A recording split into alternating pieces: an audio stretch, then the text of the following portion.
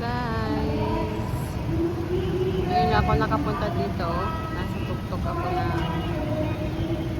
tuktok talaga. Last level ng parkingan. Kaya yan, tanaw mo lahat. So, nandito yung Marikina Sports Center. Ayan.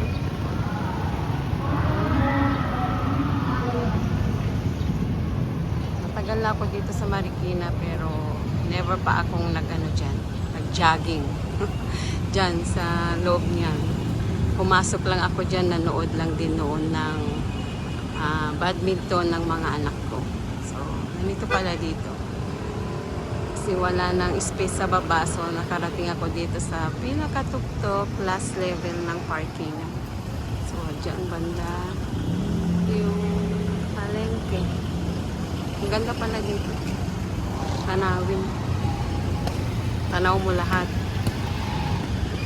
Ayan. So, pauwi na ako din. Dahil nakiusap doon sa teacher. Kasi dapat interview ngayon ng anak ko. Eh, wala siya. Nasa retreat pa po siya. So, sana makakapasok na siya. Kasi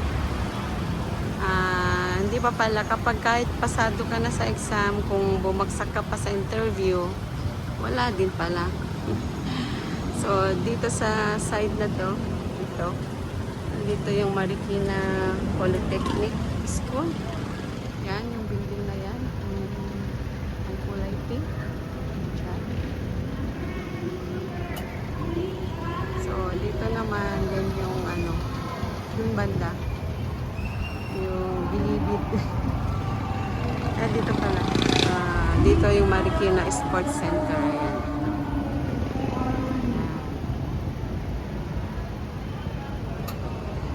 Hanggang doon na lamang guys ang ating video for today.